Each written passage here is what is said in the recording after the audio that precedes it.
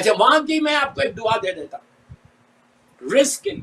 سارے علماء یہ بولتے ہیں کہ اب جب عمرہ کرتے وقت نہیں، جب آپ بیچ میں زیارت پہ جاتے اس وقت کا ہے کہ جب آپ وہاں جانا تو اگر کوئی شخص 3 دفعہ 3 ٹائمز سورہ واقعہ صفا پہاڑی پہ بیٹھ کے پڑھے، اگر اس کا رزق بالکل بھی رک گیا ہے، بالکل رک گیا. سورہ واقعہ رزق کے لیے بہت اچھا سورہ، سب جانتے ہیں، عشاء کے بعد پڑھنے والا سورہ ہے. نماز عشاء کے بعد اگر آپ روز سورہ واقعہ پڑھیں گے،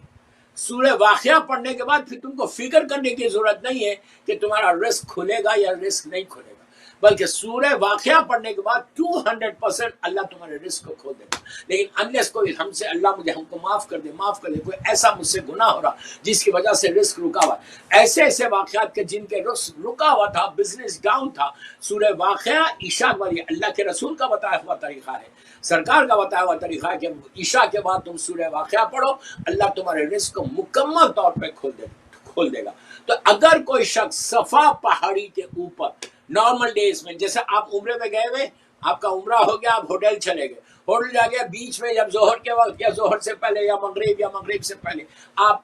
کعبے کو آئے ہیں نماز پڑھنے، طواف کرنے، آپ کیا کریں، سیدھا صفا پہاڑی پہ بھی چلے جائیں، سامنے صفا پہاڑی، وہاں بیٹھ کے 3 دفعہ سورہ واقعہ پڑھیں، 3 دفعہ بس سورہ. عجیب سورہ ہے دوستو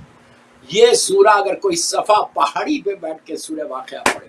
اللہ اس کے رزق، اور پھر اس کے بعد واسطہ دینا 14 معصومین کا، واسطہ دینا بی بی خدیجہ الکبریٰ کا، اور واسطہ دینا بی بی رباب کے دونوں بچوں کا. 3 دفعہ سورہ واقعہ پڑھو صفا پہ بیٹھ کے، اور ہاتھوں کو اٹھا کے دعا کرو، بولے اس سورہ کا واسطہ اللہ اور اس پہاڑی کا واسطہ، اس صفا پہاڑی بہت امپورٹنٹ پہاڑی، یہ گواہ بنیں گی روز حشر. اور آپ اس کو بولو کہ اللہ اس پہاڑی کا واسطہ، 14 معصومین کا واسطہ، اور بی بی خدیجہ الکبریٰ اور جناب رباب کے دونوں بچوں کا، بی بی سکینہ اور شہزادہ الیاس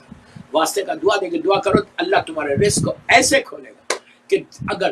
اللہ چاہے تو دیوار میں سے رزق ملے. اللہ قادر مطلق ہے، کہیں سے بھی دے سکتا، اس کے لیے کوئی یہ نہیں ہے کہ یہاں سے دے گا یا یہاں سے دے گا.